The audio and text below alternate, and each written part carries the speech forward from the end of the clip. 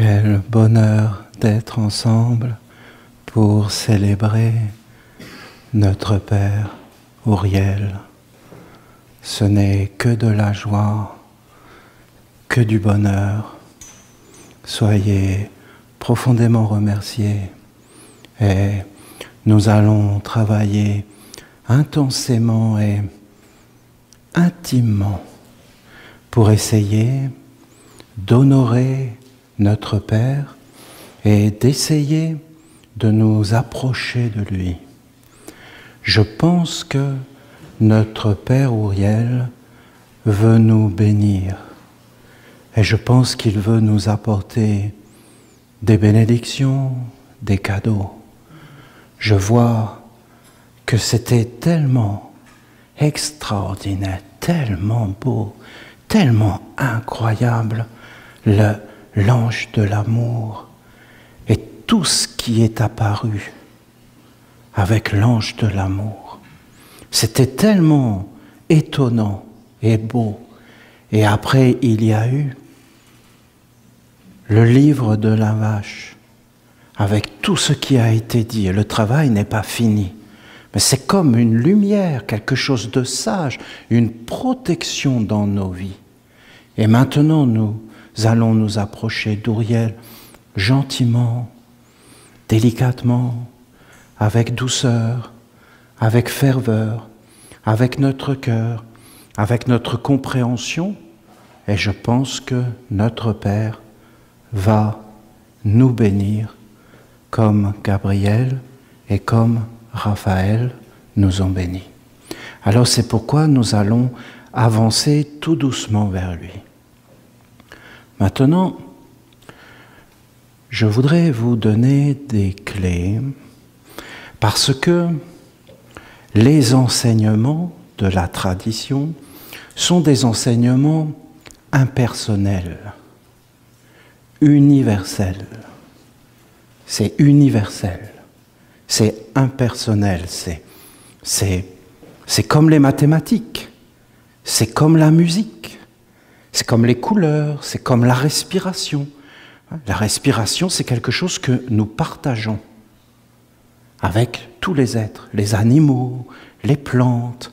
C'est quelque chose de respirer et de respirer ensemble avec tous les êtres. C'est universel.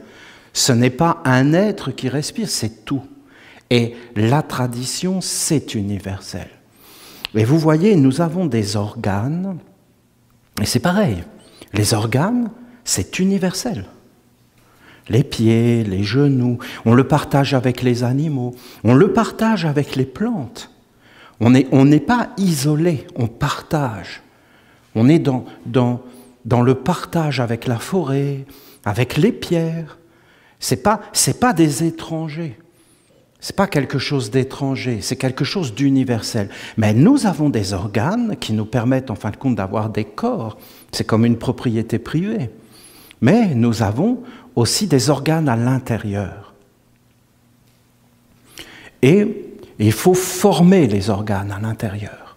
C'est-à-dire, il faut apprendre à regarder, mais la façon dont nous allons regarder quelque chose va faire en sorte que cette chose va apparaître d'une certaine façon ou d'une autre façon.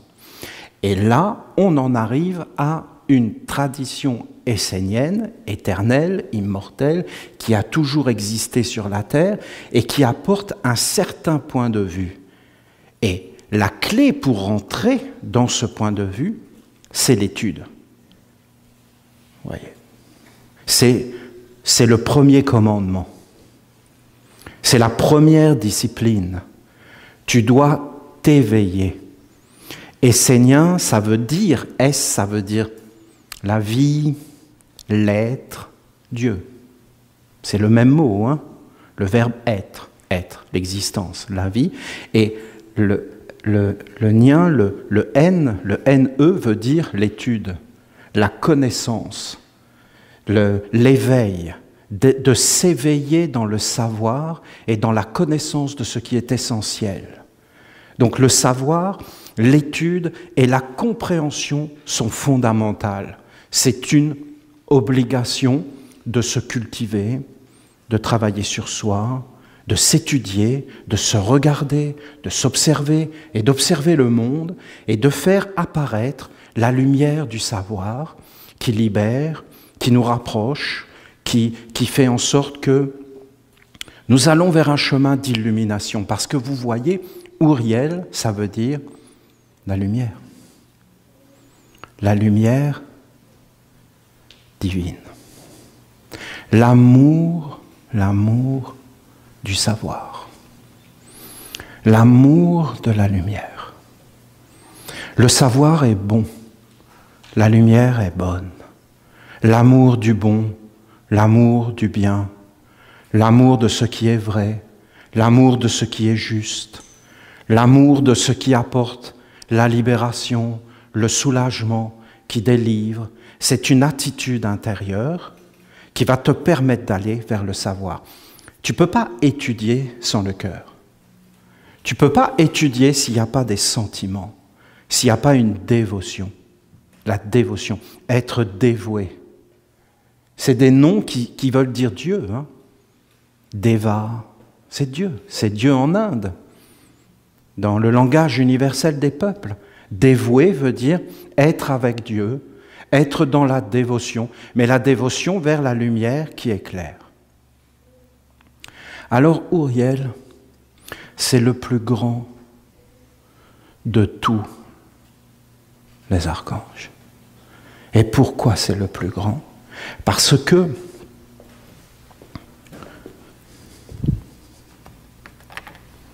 vous avez Michael.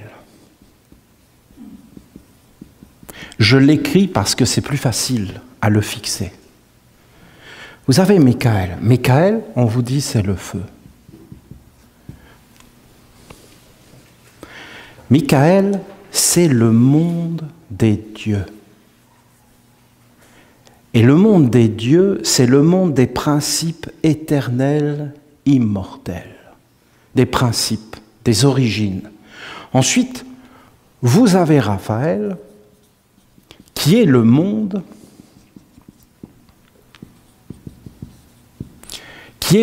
des archanges, c'est-à-dire des lois. Les lois, la loi.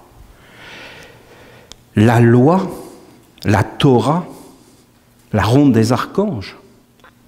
La loi, c'est Dieu. C'est Dieu, lui, elle-même. La loi. Tout, absolument tout, est loi. Des lois. Il y a des lois pour tout, c'est la loi. Et la loi, c'est fondamental dans la vie. Dans la vie, on ne peut pas faire ce que l'on veut. Dans la vie, il y a des lois. Et tu dois respecter les lois. Avant les lois du monde des hommes, il y a les lois éternelles, divines. Ce sont des lois. Par exemple, la loi de l'amour. C'est une sacrée loi. Hein? Tu vivras avec amour. Ben vas-y. C'est tout un art, toute une discipline, la loi.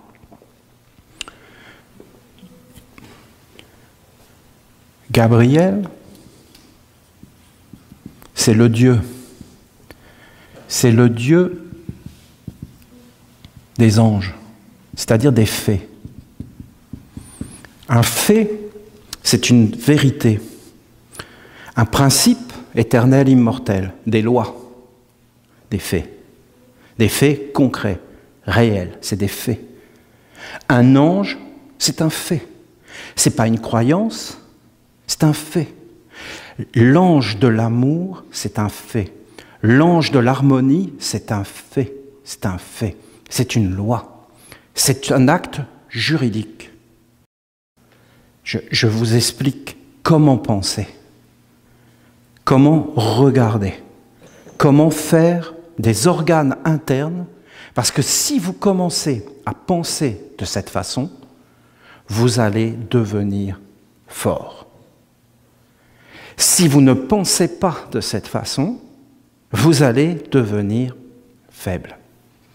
Vous avez dans la vie des choses qui vont vous affaiblir, vous empoisonner. C'est un fait. Et c'est une loi. Il y a des choses que tu ne dois pas manger, et si tu les manges, tu tomberas malade et tu vas être affaibli. C'est valable dans les pensées, c'est valable dans les sentiments, et c'est valable dans les désirs.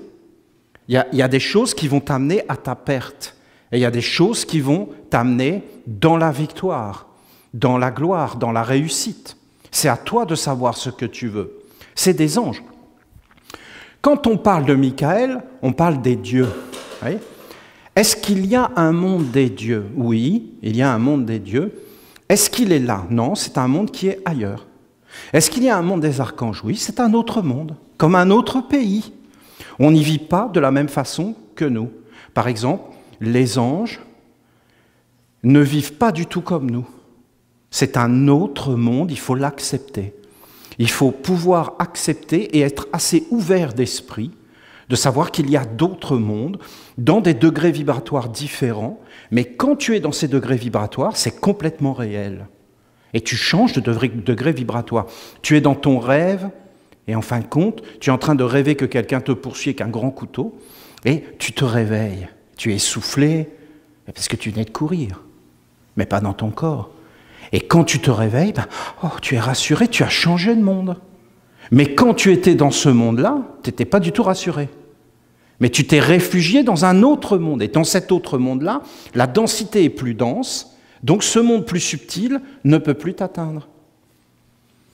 Mais en réalité, c'est quand même autour de toi. Donc ce sont d'autres mondes. Et en fin de compte, vous avez Uriel, la terre. C'est très spécial. C'est très spécial, Uriel. Parce que si vous voulez, Uriel, c'est mon père travaille, je travaille, mais en fin de compte, Uriel, c'est les hommes.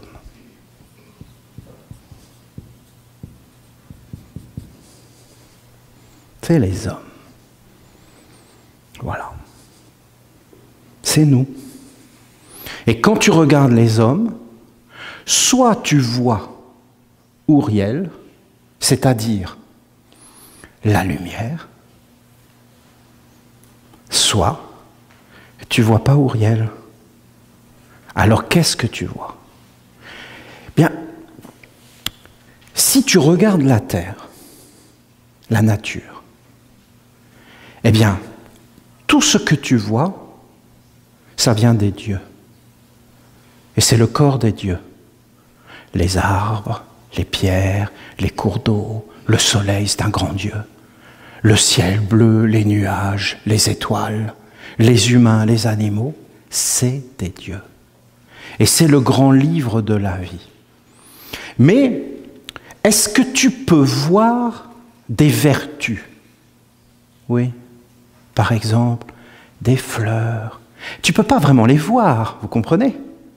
Mais tu peux les deviner. Il est très beau ce mot, deviner. C'est-à-dire tu peux le percevoir, le pressentir. C'est très beau. Tu es comme avec des forces lumineuses, avec des fleurs. Mais pas simplement de regarder une fleur, parce que personne ne veut regarder une fleur en disant elle est belle. Non, non, c'est de regarder d'où elle vient. Qu'est-ce qu'elle incarne? Qu'est-ce qu'elle amène? Parce que vous comprenez, le monde d'Uriel est très complexe. Le monde d'Uriel, vous avez les anges,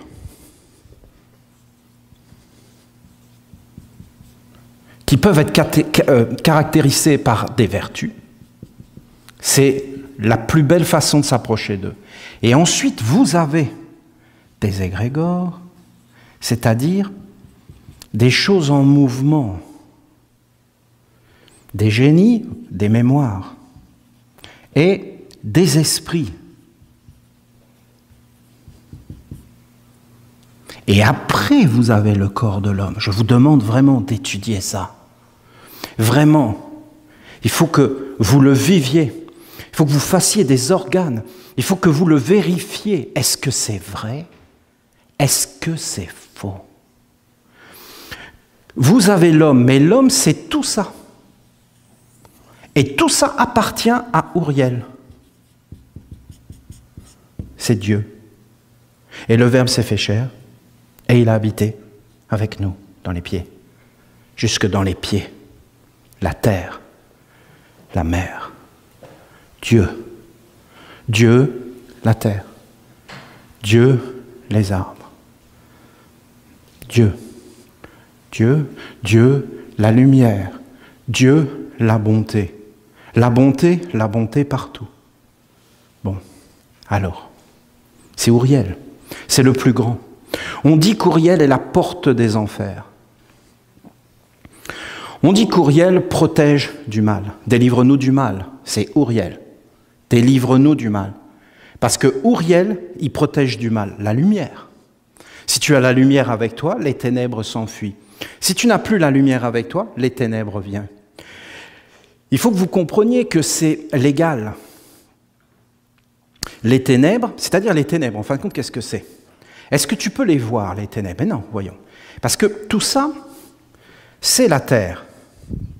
C'est-à-dire, la Terre, c'est une planète. C'est grand. Est-ce que tu vois des vertus? Oui, tu les devines. Hein? Est-ce qu'il y a des vertus dans un arbre? Oui. Est-ce que tu vois des contre-vertus?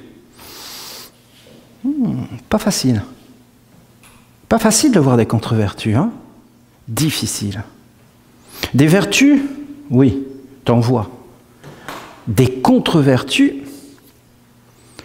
où est-ce qu'il faut regarder? Les hommes. Ah bah oui, si tu regardes les hommes, il y a des contre-vertus. Mais si tu enlèves les hommes, il n'y a pas de contre-vertus. Hein? Pas vraiment. Si tu veux savoir où sont les contre-vertus, est-ce qu'elles sont sur la terre? Non, je ne les vois pas moi personnellement. Je ne vois pas de contre-vertus. Je vois des vertus, pas réelles, je les devine. Si tu veux voir une vertu, tu dois aller au-delà de la terre, au-delà du visible. Il faut que tu ailles chercher dans des mondes supérieurs.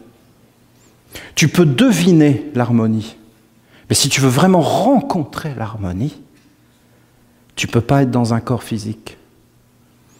Tu peux voir la beauté, la deviner, quelque chose d'époustouflant dans un paysage, dans un coucher de soleil. Ça va être un instant, mais tu ne peux pas l'attraper. Tu ne peux pas la figer. La beauté est ailleurs. La beauté est invisible, inaccessible. Elle est dans un autre monde et des fois, elle vient visiter ce monde. C'est un ange. Et dès que la beauté apparaît, c'est un ange. Et comment elle va se manifester? À travers un paysage, à travers un animal. Elle va te toucher. Un animal va faire quelque chose d'extraordinairement beau. Un individu, un humain, va faire quelque chose de beau. Alors, d'où viennent les contre-vertus? Les contre-vertus ne sont pas sur la terre. Elles sont dans un autre monde. C'est aussi réel que notre monde. Hein. C'est un monde différent. Voilà. Dans cet autre monde, ils n'ont pas vraiment de corps physique. Et ils n'ont pas la capacité d'aller vers des mondes supérieurs. Oh, on doit être, comment dire, compatissant. On doit être miséricordieux. C'est des belles vertus, vous ne trouvez pas? Et on doit avoir de la compassion pour l'autre. Parce que la compassion conduit vers le savoir. Parce que quand tu commences à avoir de la compassion, ça veut dire que tu peux te mettre par sympathie, en harmonie, en osmose avec l'autre. Et donc tu peux arriver à comprendre l'autre par ton cœur, par tes sens beaucoup plus développés que simplement le cerveau. Il y a un savoir. Le cerveau est intéressant, l'intellect est intéressant, mais il n'a pas la totalité du savoir. Il y a des savoirs qui viennent de centres beaucoup plus subtils, beaucoup plus grands. C'est un tout. Alors, la compassion est très importante. Vous voyez, nous les humains, nous avons cette bénédiction totalement incroyable, hallucinante, une merveille. C'est que nous, les humains, si nous le voulons, nous pouvons aller vers les mondes supérieurs. Non? Si nous le voulons. Si nous ne le voulons pas, nous pouvons ne pas y aller. Et rester dans le monde où nous sommes. Et personne ne va venir... voilà. Ben, s'il n'y avait pas les ténèbres, ce serait pas mal. Mais le problème, c'est qu'il y a les ténèbres. Et que eux, non seulement, ils ne peuvent pas vraiment avoir de corps comme nous en avons, ils vivent dans un autre monde, et ils ne peuvent pas aller vers la lumière. Est-ce qu'ils sont intéressés à aller vers la lumière? Oui, parce que pour eux, la lumière, c'est la vie, elle est belle, et avec la lumière, ils peuvent avoir tout ce qu'ils veulent. Comment peuvent-ils faire pour avoir la lumière? La seule option qu'ils ont, c'est de la voler. C'est de la voler. Ils ne peuvent avoir la lumière qu'en la volant, et ils ne peuvent avoir un corps qu'en le volant. C'est-à-dire, c'est leur principe, c'est la loi. La loi. C'est la loi des ténèbres. Si tu veux quelque chose, tu le voles. C'est comme ça. Alors, est-ce qu'ils peuvent voler ce qu'ils veulent? Non, ils ne le peuvent pas, parce qu'ils n'ont pas le droit de toucher à ce qui appartient à la lumière. Donc, pour avoir la possibilité de voler quelque chose, il faut qu'ils aient un statut juridique légal. Voilà. Voilà. Écoutez ce que je vous dis. Et quand ils ont un statut juridique légal, ils ont toutes les autorisations de faire ce qu'ils ont à faire. Parce qu'un statut juridique légal ouvre la porte et ils entrent. Alors essayez d'imaginer. Vous avez l'homme qui est avec la lumière d'Uriel. Est-ce que c'est un homme?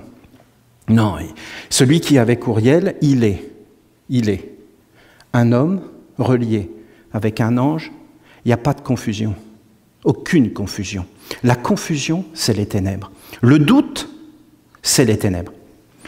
Je doute. Le doute est une pensée. C'est juste une pensée, hein. Ça n'a rien à voir avec la vérité. Ça devient un sentiment. Ça devient un fait à l'intérieur, une volonté. Hein. C'est-à-dire que maintenant, ça y est, je doute. Et même si le doute me quitte, je peux avoir peur. Est-ce que je ne suis pas dans l'erreur? Et je vais appeler le doute. Le doute va se mettre à me rassurer. Le doute vient d'un autre monde qui n'a rien à voir avec la terre. Et quand je fais appeler le doute dans ma pensée, le doute vient. Il a l'autorisation d'entrer en moi si je lui donne l'autorisation. Si je ne lui donne pas l'autorisation, il n'a pas de base juridique, légale, pour entrer à l'intérieur de moi. Une fois qu'il entre à l'intérieur de moi, comment il peut entrer? Mais essayez d'imaginer un doute qui vient d'un autre monde. Il n'est pas de la terre. Il vient d'une dimension parallèle. Vous avez 3 dimensions parallèles que la tradition a qualifiées de... comment les nommer? Parce que c'est tellement pollué, vous comprenez? Voilà. Alors c'est les matérialistes. Alors tout ce que je vais dire là va être brouillé. Voilà. Tout va être brouillé maintenant. Si je parle de ce monde-là, tout va être brouillé. Parce que c'est comme si on n'avait pas les autorisations d'en parler. Moi, j'ai les autorisations, sinon je ne le ferais pas. Mais c'est comme si il faut avoir les autorisations d'entendre ce qui est dit. Donc, en fin de compte, ce monde parallèle, il vient, il prend le corps de l'homme, et si vous le regardez physiquement, eh bien, vous allez voir, par exemple, l'armée. Un militaire, quelqu'un qui est habillé avec un uniforme, c'est un être qui appartient à ces mondes-là, systématiquement. C'est la loi. C'est une écriture. Parce que dans ce monde-là, vous avez des affinités. Ici, c'est universel. Et ici, c'est personnel, individuel. Ici, j'ai un corps, mais ici, je suis avec tous les mondes. Si j'éprouve le doute dans mon corps, je fais entrer le doute dans tout le ciel. Voilà. Voilà. Et donc, à partir de ce moment-là, vous avez l'esprit du doute, la mémoire du doute, l'égrégore. L'égrégore, c'est-à-dire tous les hommes qui vont être fécondés par l'esprit du doute vont former cet égrégore du doute qui, en fin de compte, maintenant, va être leur ciel. Et cet égrégore va fermer la porte à l'ange et va prendre le corps qu'il n'a pas et la lumière qu'il n'a pas, c'est-à-dire l'intelligence. C'est mathématique qui se ressemblent, s'assemblent dans les mondes. Il n'y a plus de frontières. Alors, ces mondes existent. Vous avez un monde de matérialisme satanique, c'est-à-dire satanique, des êtres qui ne vont vivre que pour le visible, le corps, le mortel. Vous avez des incarnations de ces mondes qui sont très très puissants aujourd'hui, notamment à travers le communisme, qui sont des organisations puissantes, presque indestructibles aujourd'hui, tellement elles ont été animées par des êtres qui avaient des idéaux, d'enlever toute religiosité, d'enlever tout lien, toute dévotion. Quand tu es dans ces mondes matérialistes, politisés, vers quoi tu tournes ton cœur? Vers le président de la République. C'est quoi tes préoccupations? De te faire une place et de prendre et là, vous avez en réalité des êtres qui ne sont pas visibles et qui viennent et qui prennent des corps et qui apparaissent sur la Terre. Après, vous avez des mondes alors, eux, leur principe, c'est la cruauté, la destruction. C'est leur mode d'existence, ils détruisent. Et ils sont cruels. Vous avez des êtres qui sont des menteurs. C'est-à-dire que eux, ils aiment la philosophie, le côté, parce que si vous voulez, le mensonge embellit, c'est une fausse lumière. Voilà. Donc, je suis plus heureux de vivre avec le mensonge. Donc, c'est un monde très très beau. Parce que quitte à mentir, autant que ça soit beau. Donc c'est un monde qui... Mais oui, le mensonge a cette capacité, faux, c'est une illusion, parce qu'à l'intérieur, tout est pourri.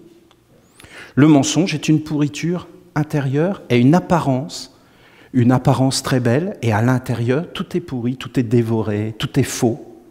Mais à l'extérieur, tout est beau, tout est splendide. Mais il n'y a pas de vie intérieure. Uriel, c'est la vie intérieure divine à l'intérieur de l'homme, structurée et fondée sur des faits, sur des lois, sur des principes éternels, immortels, qui forment un corps de lumière à l'intérieur. Et cet homme devient un protecteur, quelqu'un qui va bénir la terre, qui va apporter la libération, qui va protéger des enfers. C'est un homme, tu ne peux pas lui raconter n'importe quoi. T'as le témoin de Jéhovah qui arrive, non, tu ne peux pas parler avec lui. Parce qu'il a tout, il est ouvert à tout, il connaît tout. Il est dans le savoir et dans la lumière du savoir. Voilà vers quoi il faut tendre, vers une royauté, vers une dignité, vers une splendeur. Et c'est l'étude et la dévotion et la pratique des rites qui va former ce corps du culte de la lumière. Bon. Et vous avez un monde encore plus grand qui est l'usurpateur. Voilà, l'usurpation. Vous avez ces trois mondes. Ces trois mondes sont, en fin de compte, les ténèbres. Ces trois mondes ne sont pas sur la terre. Ce sont des mondes qui vivent en dehors de la terre. Et ils envoient des émissaires, c'est-à-dire des travailleurs, hein, surtout ici, c'est des travailleurs, comment ils disent? Oui, des travailleurs, pas des compagnons, mais... Et ils envoient des travailleurs sur la terre, ils entourent les hommes, et ils veulent tout le temps les faire tomber pour avoir une base juridique, pour pouvoir les attaquer, et que les mondes des anges ne peuvent pas les protéger parce qu'ils ont fait des actes qui, en fin de compte, les détériorent, les dégradent et les associent avec des mondes inférieurs. Voilà. J'insiste pour que vous compreniez ces choses qui doivent être étudiées sur des bases juridiques, sur des hommes de loi, parce qu'aujourd'hui, on met des avocats, des juges, mais tout ça, c'est de l'usurpation. Parce qu'à la base, c'était des religieux qui faisaient tout ça. Mais pas des religieux qui étaient dans des mensonges et dans du sectarisme. C'était des religieux qui étaient des êtres vrais, basés sur des faits, et qui étaient universels. Le monde a été détruit sur des bases illégales d'usurpation. Usurpation de justice, usurpation d'économie, qui fait l'opposé de ce qu'il raconte. c'est-à-dire qui commettent des crimes au nom de la justice et qui amènent à un gaspillage phénoménal au nom de l'économie. Ils font toujours l'opposé de ce qu'ils disent, parce qu'en réalité, leur fondement d'existence, c'est le mensonge. Et qu'est-ce que tu veux les condamner? Il faut avoir de la compassion. Il fallait juste pas leur ouvrir les portes de ta vie et de la terre. Vous comprenez? C'est tout. C'est tout. C'est pourquoi cette étude, cette tradition est fondamentale. Ce n'est pas des rêves, hein. C'est réellement réel dans ta vie de tous les jours. Vous voulez savoir c'est quoi le vrai problème aujourd'hui? Heureusement que nous ne sommes pas clairvoyants. Parce que si on était clairvoyant, je peux vous garantir que ce serait la fin du monde, parce qu'on voit tous ces êtres autour qui sans arrêt sont là et conduisent les humains et vivent à leur place. Voilà ce qu'on verrait. Et je peux vous garantir qu'il y en a qui les voient et ils déraillent. Hein. Ils déraillent. Il faut une base, une philosophie, il faut être armé. Armé. Il faut être bien structuré, bien clair, bien bâti, solide pour pouvoir affronter ces mondes-là. Bon. Maintenant, je vais vous expliquer. Uriel veut dire la lumière à l'intérieur de toi. C'est ça que ça veut dire. Ce n'est pas la lumière à l'extérieur de toi. C'est la lumière à l'intérieur de toi. Uriel veut dire la lumière de l'ange à l'intérieur de toi qui en fin de compte t'éclaire et te guide et te dit exactement tout ce que tu as à faire pour que rien qui vient de l'extérieur ne puisse te toucher. Si tu regardes les commandements de l'archange Gabriel, premier commandement, tu ne tueras pas la vie. Donc je ne dois pas écraser une mouche qui me casse les pieds. Non, c'est pas ça qu'on te dit. On te dit que la vie, c'est Dieu. Et que tu ne dois pas tuer Dieu. Que tu dois honorer Dieu au-dessus de tout. Mais qu'est-ce que Dieu? Dieu, c'est l'invisible, c'est le subtil. Tu dois honorer le subtil, l'invisible, la pensée, les sentiments, la volonté, ce qui anime le corps, ce qui vient des mondes supérieurs. Bon, regardez le dernier commandement. Gabriel, hein, c'est toujours ça. Les archanges, c'est ça. C'est-à-dire qu'il a placé dans le premier commandement, mais c'est complètement hallucinant. Il a mis tout dans le premier commandement. Tout, la totalité des mondes. Tu ne tueras pas la vie. Tu honoreras Dieu au-dessus de tout. 22e commandement, bon écoutez, je vais essayer de le citer de mémoire, hein, mais tu seras actif. Hein, c'est ça, il y a un truc comme ça au début. Hein, et créateur. Vous comprenez? Je vois qu'il y en a qui ont bien travaillé. Tu seras actif et créateur, je suis un médium, pour ce que tu crois être vrai. Tu seras actif et créateur de l'intérieur. Tu seras en activité. Si tu es en activité, tu n'es pas passif en fin de compte. Tu ne te laisses pas féconder de l'extérieur. Tu auras tes propres opinions, les tiennes. Mais tes opinions, c'est fondamental parce que c'est ce qui va te guider. En enfer, des opinions. L'enfer est pavé de bonnes intentions. Ça ne suffit pas. De vouloir bien faire ne suffit pas. Il faut avoir le savoir, la lumière que tu dois faire apparaître en toi. Ce n'est pas parce que quelqu'un te dit quelque chose que c'est vrai. Ce n'est pas parce qu'il le dit que c'est faux. Je vais vous dire, quoi que tu dises à l'extérieur, c'est toujours teinté. Et même si quelqu'un disait des paroles d'une vérité incroyable, est-ce que c'est possible? Oui, voyons, Jésus l'a fait. Jésus a prononcé des paroles de grandeur et de lumière incroyables. Est-ce que les hommes les ont comprises? Mais non, parce que le temps que les paroles arrivent dans les oreilles des humains, elles avaient traversé les éléments. Et comme ces esprits étaient entrés dans les éléments, quand ils les ont entendus, c'était les esprits qui les avaient déformés. Et c'était fini. Ça ne peut venir que de l'intérieur. Uriel, c'est la lumière à l'intérieur de toi. C'est ton être, la lumière. La lumière. Tu seras actif et créateur. Créateur. Qu'est-ce que c'est beau.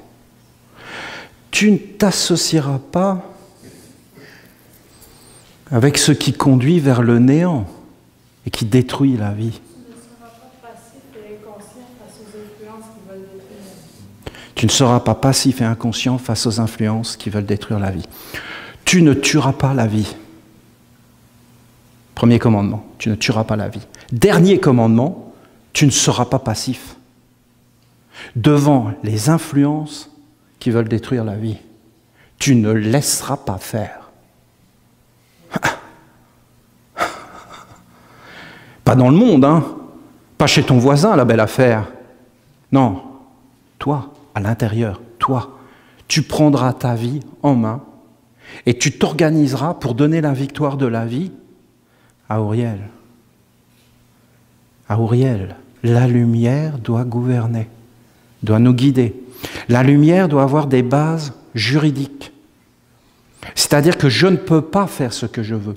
Celui qui me fait croire que je peux faire ce que je veux, c'est les ténèbres. Mais si, mais vas-y, fais ce que tu veux. Fais n'importe quoi, pense n'importe comment, il ne va rien arriver. Mais bien sûr que si je commence à avoir une base juridique mauvaise, je vais attirer par la loi des affinités, des correspondances, de la respiration, de tout ce que vous voulez, de l'aimantation, de l'aimant universel, de l'amour. Je vais attirer ce qui correspond à ce que je fais. Et en fin de compte, les esprits vont venir, et les esprits, ils se disent quoi? Ils se disent miam, miam, un corps. Et avec ce corps, je peux avoir accès à ce que je ne peux pas avoir accès, la lumière.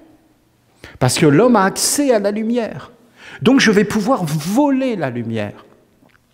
Vous croyez vraiment que les humains aujourd'hui, c'est pas du vol ce qu'ils ont fait? Mais bien sûr c'est du vol, voyons. Moi je vous donne la réponse, hein. Vous avez qu'à la chercher. Mais vous avez mon point de vue, mon opinion à moi. Faites-vous votre propre opinion, mais faites-le. Si ce n'était pas du vol, vous croyez vraiment que ça ferait tout ce que ça fait là, la lumière? Ce n'est pas la lumière, ça. Leur technologie n'est pas lumineuse. Elle n'est pas animée par la lumière, par les fleurs, par les arbres, par les montagnes, par l'eau. Elle est animée par quelque chose de profondément malsain, par une avidité ténébreuse, par une soif, par quelque chose de pas bon, par une colère, par une avidité. L'avidité, c'est quelque chose de répugnant dans le fond. C'est quelque chose qui nous met en faiblesse, qui nous dégrade. Ce sont des mondes qui viennent vers nous. Et si nous ne savons pas fermer les portes, ah oui, mais Olivier, on est envahi. Mais bien sûr qu'on est envahi. Parce que voyons, dire que moi, Olivier, je suis là et que je m'appelle Olivier, c'est tout simplement un mensonge. Ou alors une vérité tellement rétrécie que ça devient un mensonge. Je ne peux pas exister sans mon père et ma mère. Je ne peux pas exister sans mon grand-père, ma grand-mère. Je ne peux pas exister sans tous les êtres qui ont existé depuis Adam et Ève, si vous voulez. Donnez-leur le nom que vous voulez. Ça n'a aucun intérêt. Donc, en fin de compte, je suis sur l'arbre de la terre, du cosmos et de l'humanité. Il en est pareil pour toi. Et de dire que je ne serai pas responsable des actes qui ont été faits avant moi, c'est une lâcheté, une médiocrité déconcertante. C'est déconcertant de lâcheté et de médiocrité. Si j'ai des paroles d'un lâche et d'un médiocre, il y a une base juridique pour que ces êtres entrent en moi et prennent possession de moi. Je ne suis pas loin de me justifier. Si je me justifie, c'est que je suis un menteur, un faible et que je ne me connais pas et que je n'assume pas. Donc je ne suis pas responsable de mes actes ni de mes ancêtres. Vous la voyez, la base juridique? La lumière se retire. Les ténèbres arrivent, Et il me conforte dans mes opinions, puisque je les nourris, et que je leur donne une base juridique pour exister sur la terre.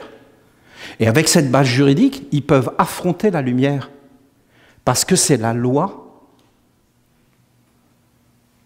de Dieu. Et personne ne peut s'opposer à la loi de Dieu. Mais même dans le monde des hommes, vous avez ces bases juridiques. Vous voyez comment ils s'affrontent, le monde des hommes, dans les bases juridiques, et qu'ils essaient d'arranger les lois à leur sauce. Tous. Regardez comment ils font. Mais s'ils trouvent un point faible chez quelqu'un qu'ils veulent abattre, ils s'engouffrent. Et ils le tiennent. Et après, vous savez ce qu'ils font? Ils le mettent en prison. C'est-à-dire, ils l'asservissent. Ou alors, ils lui disent, signons un pacte. Un pacte, une alliance. Ici, le monde des alliances. Et là, le monde des écrits. C'est écrit. Si c'est écrit, c'est fait. Qu'est-ce que ça veut dire mettre en prison? Ça veut dire prendre l'âme, l'âme qui est ici, le monde des lois, des archanges, prendre l'âme et l'emmener dans les ténèbres. Et l'être ne peut plus avoir accès à la lumière.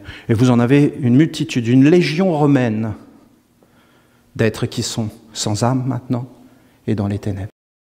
Voilà. Alors après, vous avez tout un tas de choses que je pourrais vous dire, mais voilà, comment avancent les voitures, comment on fait toutes ces choses, parce que la base, c'est la magie. Et on cache la magie, parce que c'est de l'illusion. Alors on dit, mais non, c'est pas de la magie, c'est de la science.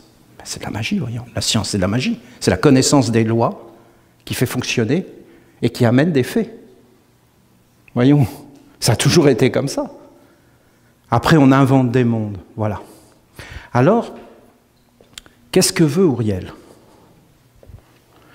Uriel, il veut que tu étudies. Uriel, il vient de le dire, c'est Gabriel. Tu seras actif et créateur pour ce que tu crois être vrai. Et tu ne financeras pas, tu ne donneras pas ta vie pour ce qui veut conduire vers le néant. Mais en fin de compte, tu donneras ta vie pour ce qui veut amener vers la lumière et vers l'immortalité. Donc vous avez deux courants. Vous avez un courant qui veut te conduire vers le néant. Et qu'est-ce que c'est ce courant?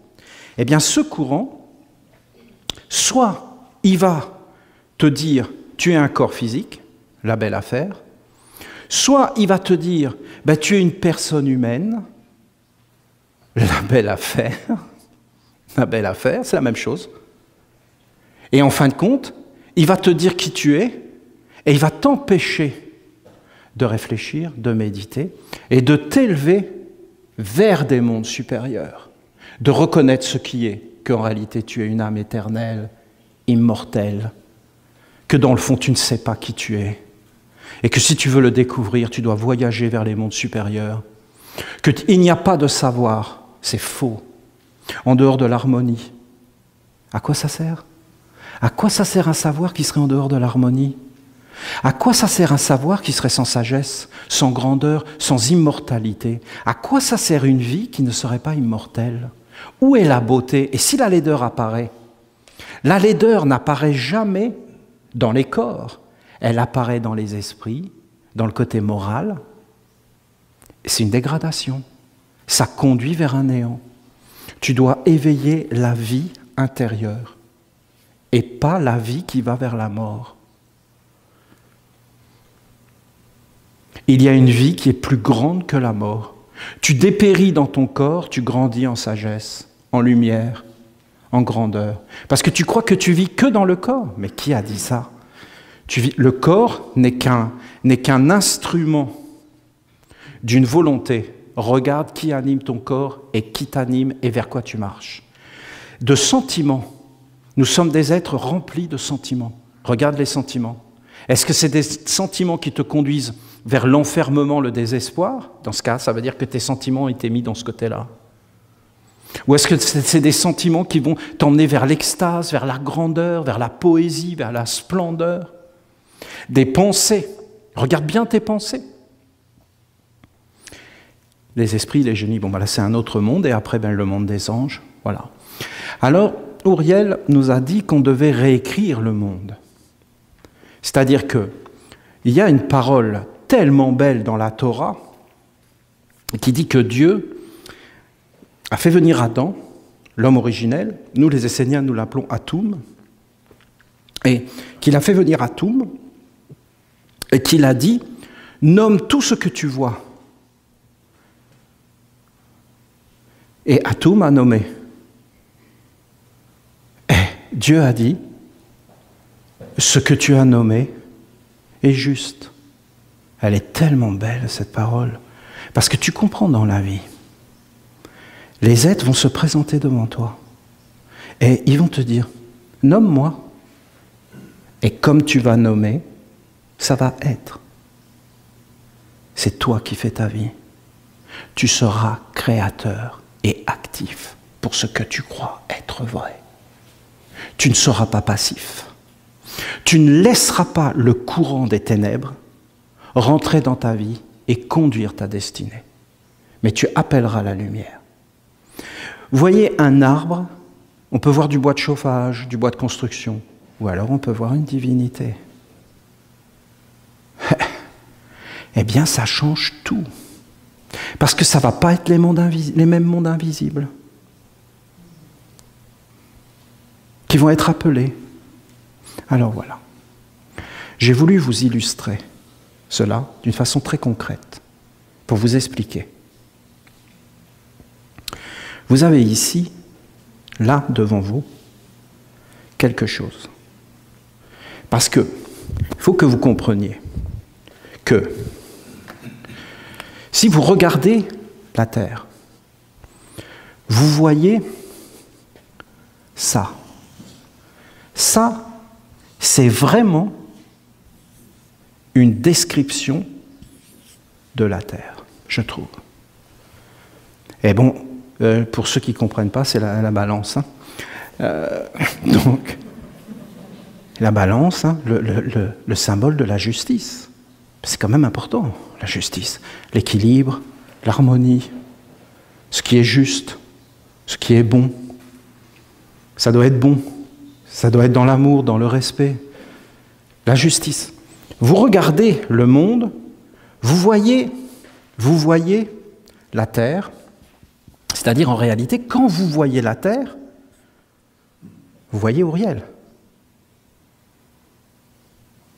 Si ce n'est pas Uriel, si la Terre n'est pas emplie de lumière, c'est que c'est les ténèbres.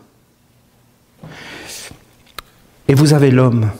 Mais l'homme, est-ce qu'il fait partie de la Terre? Oui.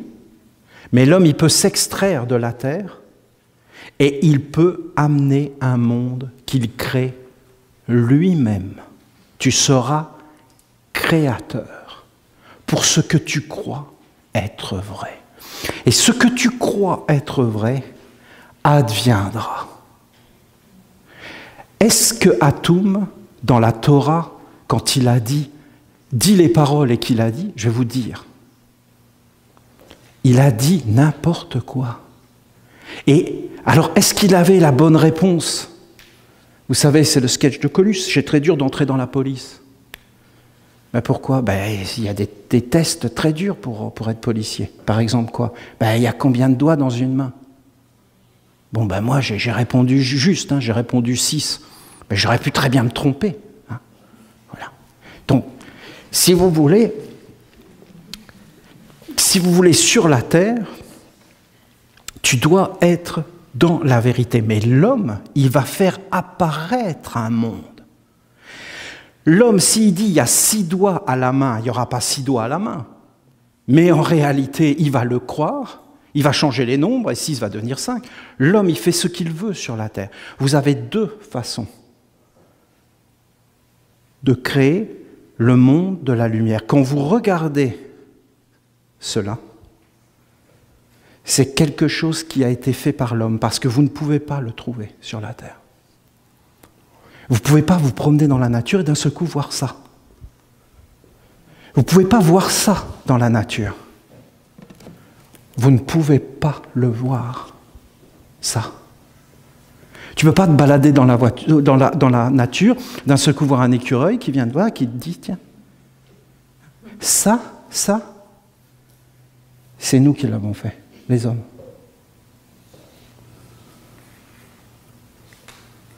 Ça, c'est nous qui l'avons fait. Nous l'avons fait en accord avec une intelligence supérieure. Est-ce que ça se voit? Pas forcément. Il y a plein d'êtres qui vont voir ça, qui vont dire c'est n'importe quoi. Ils ne vont pas le voir, ils vont passer à côté. Si vous regardez d'ailleurs, bon là c'est un peu rétréci, mais vous avez les deux cercles, avec au milieu. C'est-à-dire un monde éternel, immortel, et un monde où l'homme va s'approcher à travers tout un tas de hiéroglyphes, d'écritures, pour arriver là et se placer, et être un homme véritable, qui a été éduqué, qui a été... C'est pas comme ça, on le devient, et qui a été armé pour lutter, pour dire non à certains mondes qui ne veut pas. Voilà. Alors écoutez, je vais finir maintenant. Ce que je voulais vous dire, c'est que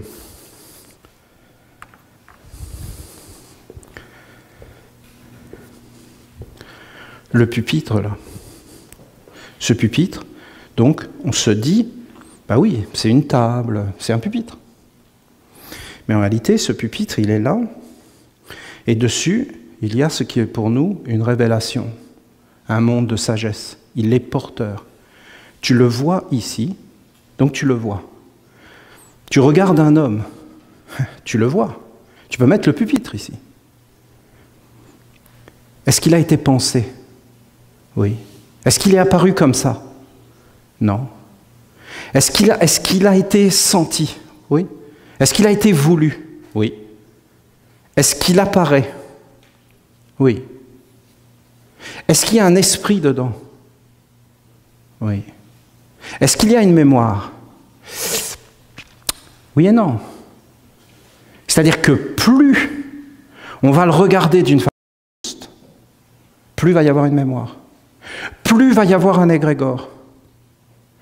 Plus il va y avoir d'humains sur la terre qui vont poser cette forme chez eux, mais pas de la poser parce qu'on leur a dit de la poser. Non, qui vont la poser avec leur cœur, avec leur âme, avec la compréhension juste de ce que c'est. Eh bien, à un moment donné, ce pupitre, écoutez, c'est très important ce que je vous dis. Ce n'est pas important en soi, c'est important pour moi. D'accord? Ce pupitre va devenir vivant. Ou alors, il va devenir mort. C'est quoi être mort? Pas de valeur, pas d'intérêt. Utilitaire, oui, ben, c'est sympa, ouais, il est bien fait, bon, on aurait pu mieux le faire. Hein, petit peu de chirurgie esthétique, là. Hein, là, il faudrait modifier ça, puis là, vous voyez, c'est un peu sale. Oui.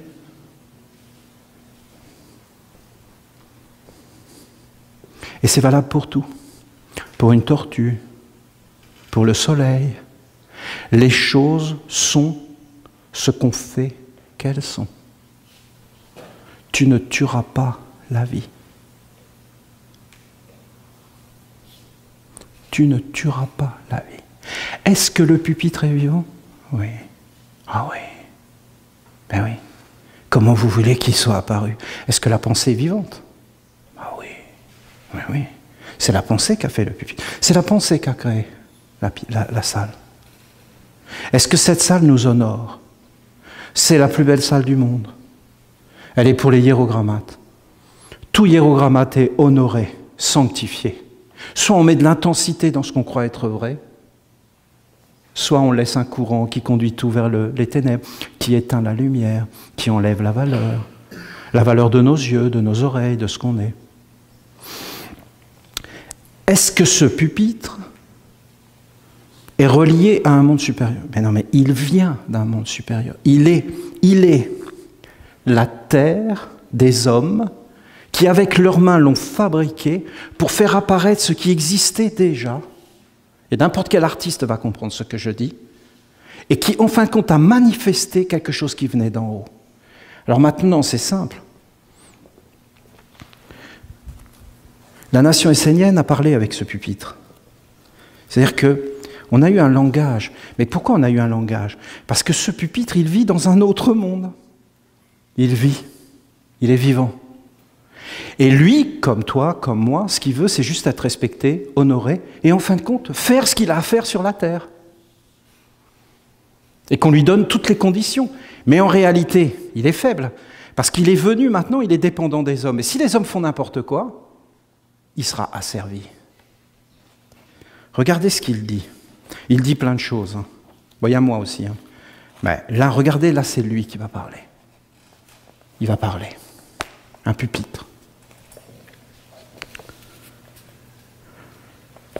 Je suis la montagne de Dieu. Le lieu le plus élevé de la terre. Je suis la montagne de Dieu, le lieu le plus élevé de la terre. Là, c'est le lieu le plus élevé de la terre. Hein?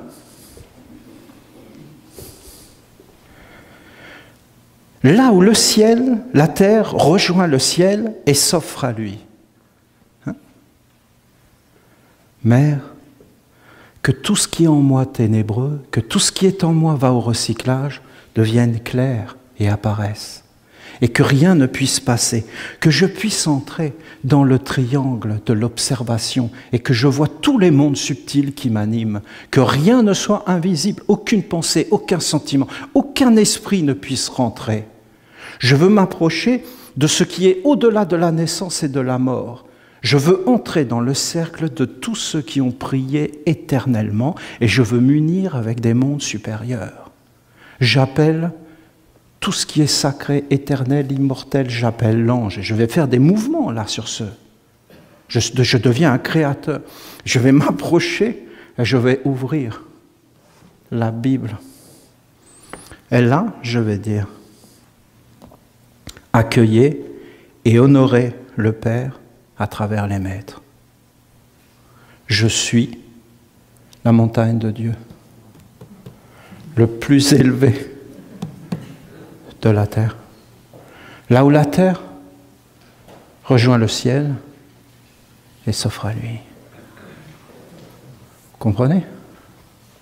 Vous comprenez de vivre avec poésie, de vivre avec magie, de vivre intensément dans les mondes subtils, de créer nous-mêmes notre ciel, notre futur, notre terre, avec les organes qui ont été mis en nous, et de faire apparaître la splendeur, la beauté, la grandeur. Pas quelque chose d'illusoire et de mensonger, mais quelque chose qui éclaire le monde et le libère dans la vérité. C'est-à-dire qui nous rend plus aptes à pardonner, à nous réconcilier, à ne pas faire attraper par des bêtises, par des êtres qui vont nous raconter n'importe quoi, qui vont nous emmener dans leur trou de souris, hein, ou dans leur roue de hamster. Parce qu'eux, ils sont des hamsters qui font tourner une roue. Ils ne se rendent même pas compte que c'est eux qui la font tourner. Et en plus, ils disent qu'il faudrait que ça s'arrête, cette histoire-là. Mais c'est toi qui fais avancer cette roue, mon ami, de pouvoir regarder ces choses. Je suis la table. La table. La table. Je suis la table. Mais de quelle table on parle? Mais de toutes les tables. La table. Je peux vous garantir que nos ancêtres, ils savaient ça. Et nous, on l'a perdu. Je suis la table et l'autel sacré. Parce que dans toutes nos églises, qu'est-ce qu'il y avait? Des autels. Qu'est-ce qu'il y avait sur l'autel? Ben, le pain, le vin, bon, il manquait le fromage. C'était un peu pauvre. Mais s'ils avaient mis le fromage, s'ils avaient mis tout ça, je peux vous garantir que la communion était géniale. Et que s'ils avaient mis des plats, et voilà, et là on y était dans le corps du Christ, c'est-à-dire les fruits de la mer, et qu'on mange avec la mer, et qu'elle nous donne la vie, et qu'on est dans le partage, et dans le travail, et dans la santé, et dans la grande famille. Regardez toutes ces choses. Donc la table, c'était le lieu sacré du foyer, de la famille, de la maison. Et c'était une histoire de femme, cette histoire-là, à l'époque. Et je peux vous garantir qu'on était puissant et qu'on ne pouvait pas nous raconter n'importe quoi. Parce que c'était puissant, parce que c'était un vrai savoir-faire. Parce que c'était le jardin, c'était les légumes, c'était toutes ces choses, c'était que du bonheur. Et donc regardez ce qu'il me dit, ce pupitre. Je suis la table et l'autel sacré. C'est-à-dire dans toutes les maisons sont sacrées. Non? Toutes les maisons, toutes les familles, tous les individus sont sacrés. Tous les êtres sont des rois et des reines dans leur maison. Voilà ce que ça nous dit. Et tous les êtres sont des prêtres et qui offrent. Et ce n'est que de la beauté. C'est ce que je vois.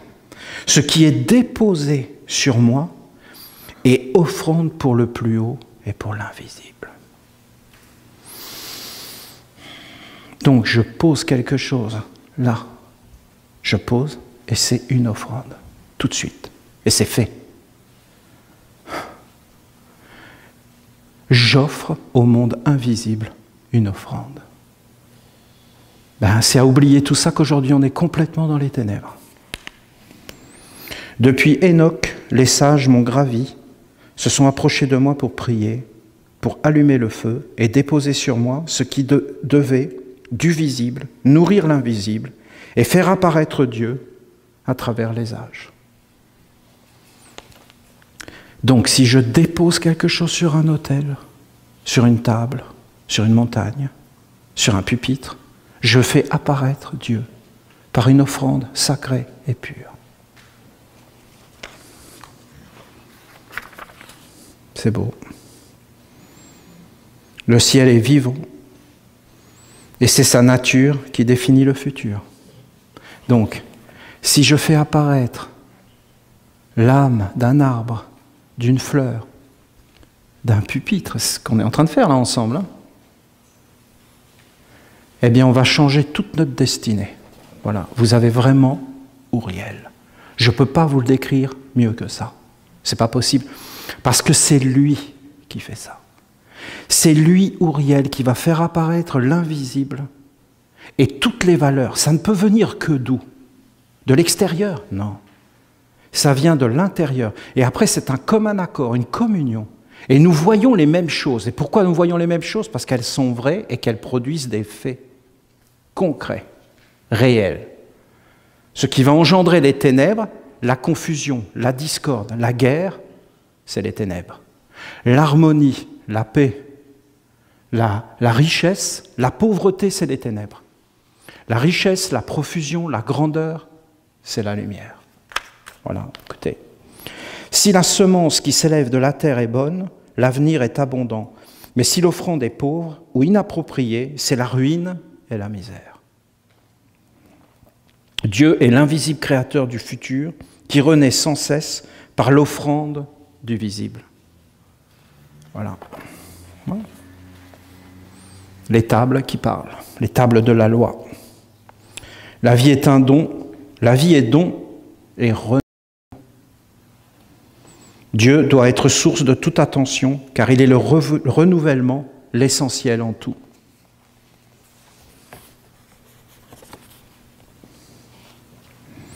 Dieu doit être honoré et l'homme doit être à son service et prendre soin de lui. Celui qui s'approche de moi doit être impersonnel et pur dans son don d'amour et de sagesse. Quand je vous lis ça, je revois ma grand-mère. Ma grand-mère, c'était un grand prêtre. Elle faisait à manger, elle posait sur la table, elle offrait son corps pour sa famille, pour ses petits-enfants. C'est grand. Qu'est-ce que vous voulez de plus dans la vie, non? Une grand-mère qui vous aime, c'est pas extraordinaire? Non? Une table avec des aliments succulents, avec des couleurs. Mais pour que ça apparaisse, il faut qu'il y ait les hommes qui travaillent. Mais si les hommes y travaillent et que tout leur est volé, c'est usurpation. Ça doit aller vers Dieu. Oui, mais Dieu, les religions, mais c'était un mensonge. Eh bien alors, on a été abusé. Mais non, c'est toi, tu dois être éveillé, clair, à l'intérieur de toi et prendre ta vie en main. Vous avez Uriel. Il n'y a que Uriel qui puisse faire une chose pareille. J'aimerais tellement que vous preniez le temps de comprendre ce que j'essaie de vous expliquer, parce que c'est subtil, dans le sens que vous pouvez faire l'essai, vous allez voir que ça va changer votre vision du monde. Et c'est ce que veut Uriel, qu'on fasse entrer la lumière dans toute chose. Alors les ténèbres n'auront plus de base juridique. Ils ne pourront plus dire les humains ne font pas ça, ils ont fait tel acte. Parce que si on est conforme à la loi, c'est fini, tout sera dans la lumière. Et si on n'est pas conforme à la loi, effectivement, on ne sera pas dans la lumière. Voilà. Ce que l'homme a reçu par amour, il doit le redonner pour l'amour. Ainsi l'amour grandit. Nourrir la lumière, la faire grandir, l'honorer, la mettre au monde, lui offrir un corps, la nourrir, sont les seules œuvres qui doivent être dignes de la vie. Si l'homme a reçu un corps, il doit donner un corps à Dieu. Si l'homme a reçu une volonté, il doit donner une force créatrice à Dieu. Si l'homme a reçu le sentiment et la parole, il doit donner une parole et une âme à Dieu, la lumière. Si l'homme a reçu l'intellect, il doit permettre à Dieu de manifester son intelligence supérieure. Si l'homme a reçu la conscience et l'existence, il doit faire apparaître Dieu, lui donner la vie, la conscience, l'existence, et lui ouvrir un chemin de destinée à travers les âges. Bon, écoutez, voilà, je ne vais pas tout vous lire, mais je voulais vraiment que vous compreniez qu'en réalité, il y a qui a dit ces paroles, qui a prononcé ces paroles que je vous lis là, c'est le pupitre.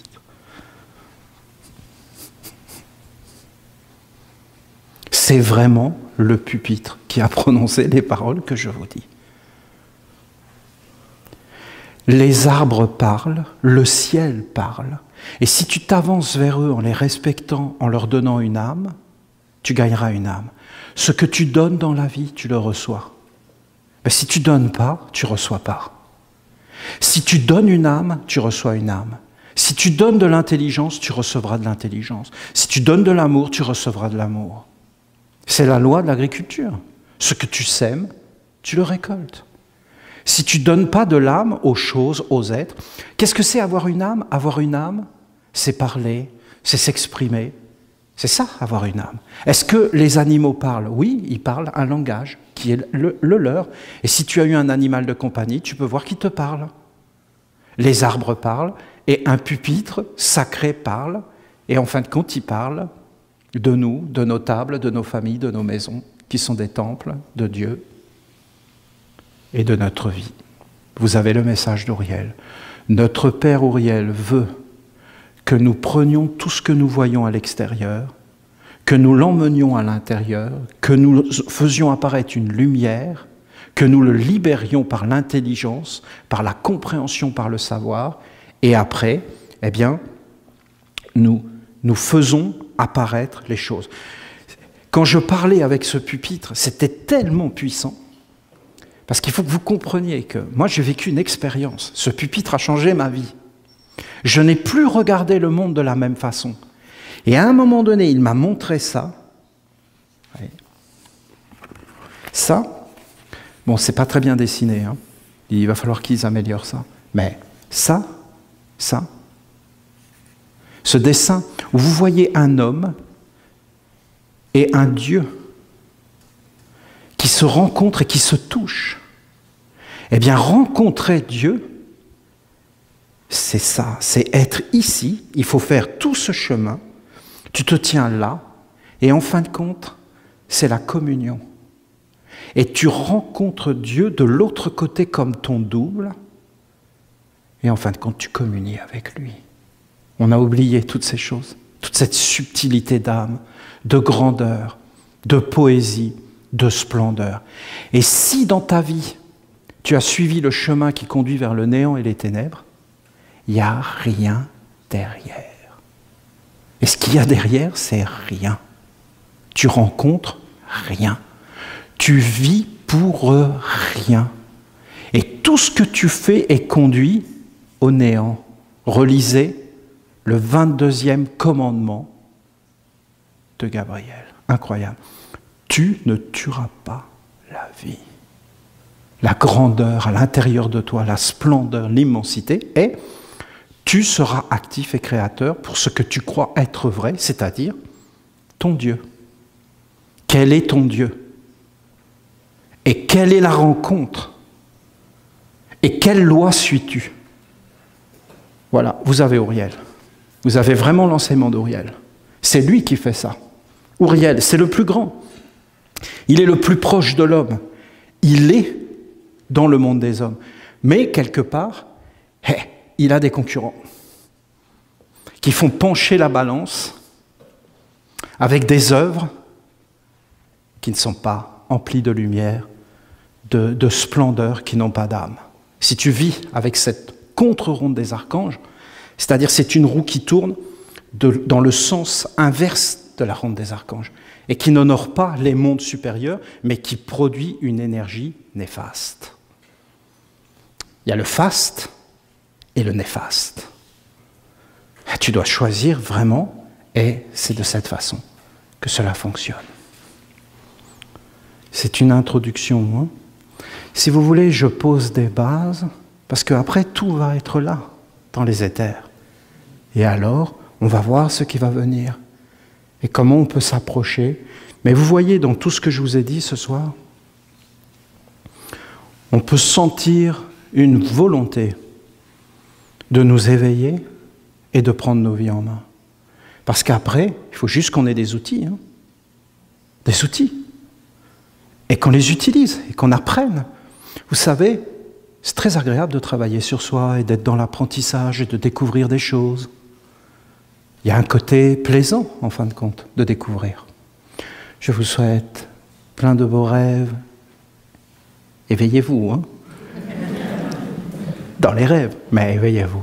Je vous souhaite plein de beaux éveils dans vos rêves et une belle nuit. Et demain matin, plein de douceur et de douceur pour appeler notre Père Uriel comme jamais nous l'avons appelé dans le temple.